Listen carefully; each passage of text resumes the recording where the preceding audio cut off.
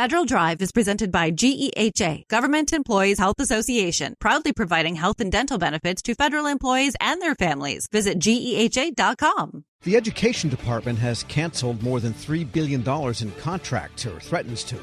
Contractor services company Technomile finds that 1 in 5 contractors have their entire education business at risk.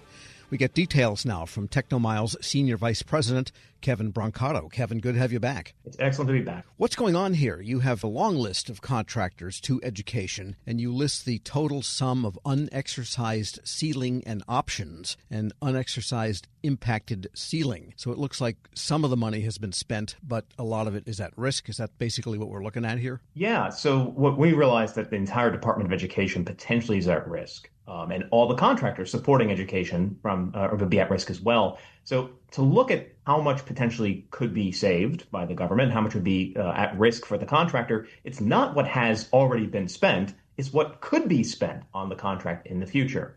And what we mean by unexercised, it's basically they haven't gotten the money yet, although the contract itself says this year and in future years, it's possible that the money could come in if the government makes funds available. We summed all that up, roughly 180 vendors, as you said, a total of $3.2 billion in future potential contract spending that we think is very much at risk, given most of the missions and roles inside of the Department of Education, not all, but most, and it's tough to tell which ones would be at risk. That's actually putting it pretty high. The average at risk is like 17 million in the future, and that's a substantial amount for a lot of these contractors. And it varies widely across the board. For example, I'm just looking at one company, BNL Inc., not a huge contractor, 2.6 million really, but your analysis shows all of it is at risk for them, 100% of risk.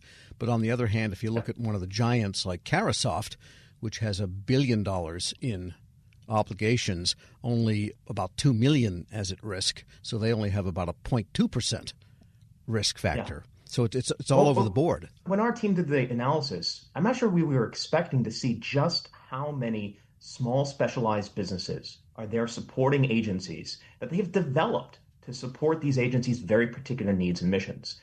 So as you mentioned, about 21% of all the vendors at risk are going to lose everything, because they have so specialized to that agency and those agencies' missions and are very tailored. And, they've become experts in being able to support those clients. 29% had very high. That is, it's basically more than half of their work. But I think it really surprised us at the Education Department and other departments that are at risk, just how great a share of vendors potentially could lose everything. So really the specialized vendors that might have been part of the education domain, let's say, more than the non-specialized services contractors or resellers who have brought across the government, different set of buckets there, basically. Yeah, and I'd say that's very accurate. And people who have really understood and aligned themselves with the core missions. I mean, they've been back and forth over the years, series of outsourcings, insourcings, back and forth with movement of people between government agencies and contractors. And so there's a tight-knit community, especially of the smaller contractors supporting these agencies. And education is just like the others. It's very difficult for these contractors to just move up and say, well, tomorrow I can support the Homeland Security mission or the Department of Interior mission. That's just simply not the case. It's not possible for them to do this. Yeah, there's one company called Educational Testing, and they're going to lose everything or at risk of losing everything. It's potentially, maybe you would see Department of Defense would have schools that it runs and you could move, but it's very focused, right? So that sort of example, you'd have to realign your business for a federal customer. You may wind up outside the federal market entirely. Because if you are specialized, say, in the education domain and your company does, $10, $20 million, you are in the I'll sell it range of revenue. But why would an Ernst & Young or an Accenture buy it if the business is going to go away? It has no real backlog. There's no real backlog at all. And that's really the problem here. Now, we've seen this a lot with our own customers. We provide software for federal contractors to manage their opportunities and manage the contracts once they've won them. We have a couple that are facing really serious difficulties because of education, USAID, CFPB, and other agencies that are at risk. And the diversification of their business really winds up being critical.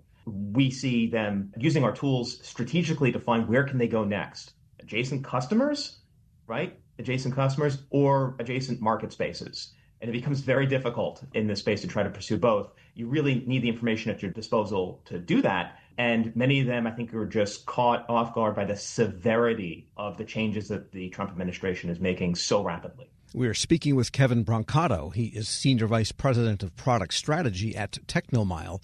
And you mentioned some of the other agencies that you have analyzed with, you got kind of an AI crawling bot software here that ferrets out this information. And in education, 20% of the vendors are at risk of all their business. Is that the profile you're seeing at other agencies also? Consumer Financial Protection Bureau is very similar. While the scale and scope of future dollars at risk is about 1/10 the size, about 375 million, there were a number of vendors, is roughly about 120 or so.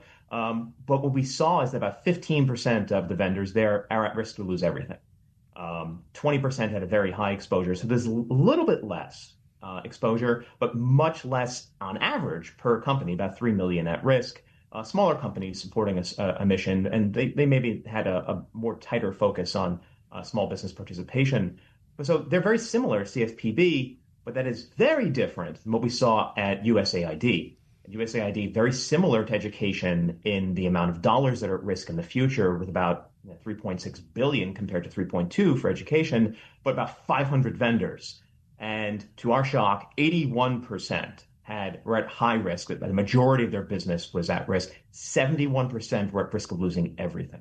Wow. Yeah. Astonished by that. But when you realize that fundamentally where they're supporting USAID, they're supporting them internationally with some very specific services that have no alignment with anything else in the government, it makes a lot of sense that they would have a very difficult time and a risk of losing quite a bit. And we've seen this in the marketplace with great pain, with companies having to shutter themselves and employees losing their positions, in addition to the government employees being let go. And if you were to analyze, say, a large, broad department like Health and Human Services, for example, or Homeland Security, probably those trends would be a little fuzzier because of the diversity of missions and the size of the vendor base and the different things they're buying. For the agencies that we mentioned, the Trump administration had taken what I had previously called a pincer movement. So these are the ones who are up top. They're basically cutting the agency to the maximum extent allowed by law. Other places, they're doing a more haircut type approach. They're looking at every transaction, what they can cut,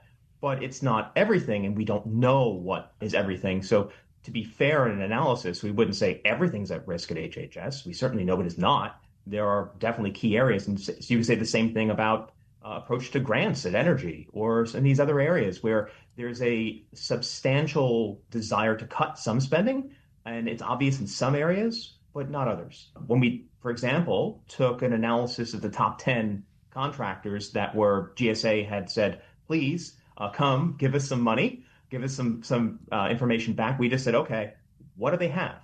What do they have in management consulting and in that space? We looked, and the companies are massive, right? There's $94 billion in unexpired obligations, future potential work. A lot of it in the management consultant area, but it's not simply obvious what is most at risk and what isn't. But I think there, when you start looking at these broader areas, is where the government maybe has not articulated very well what they're trying to accomplish with that line-by-line approach. To me, when they approach these big contractors or small contractors, they're saying, we want to continue, you to continue supporting these missions, and they are saying, cut your costs. What they really mean is, please innovate as much as possible and come back to us with radical innovations that can transform how the government operates with fewer people and fewer contractors to complete the same missions. And that mitigates in favor of some of the big consulting